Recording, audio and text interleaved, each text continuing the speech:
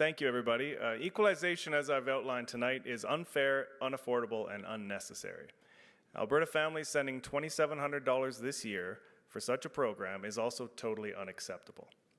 This referendum is a rare opportunity for the people to send a message that whatever other dozens of priorities political leaders may have, we insist that they tackle this and find reforms so that Alberta is treated more fairly.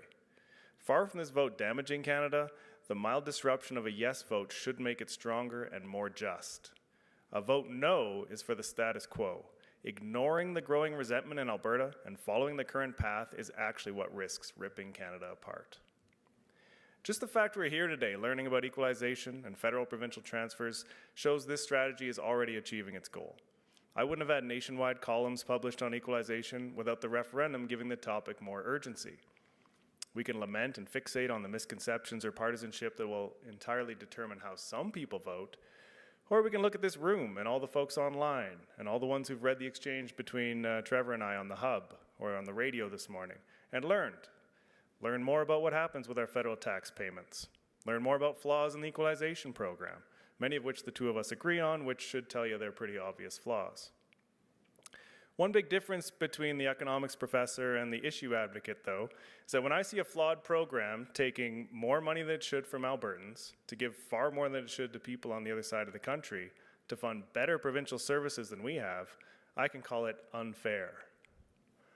And I hope you've seen a little better not only why some of us think it's unfair, but why we don't have really any better option than to bolster our cause by affirming the popular will of a province is behind it. That this isn't just politicians taking turns bickering and ignoring each other, but a province speaking up to be treated fairly and with more respect. And in particular, to fix a transfer system to provincial governments where so much from taxpayers in certain regions ends up funding provincial services in distant provinces regardless of actual need. This chronic redistribution distorts economic development, and it also means middle-class Albertans, through their taxes that help fund the equalization payments, are doing things like subsidizing $10 daycare for wealthy Quebecers. This should be offensive to one's sensibilities, but also stretches the principle of taxation without representation. We have no say in how Quebec runs its government, yet we're compelled to fund it through an ever-growing program.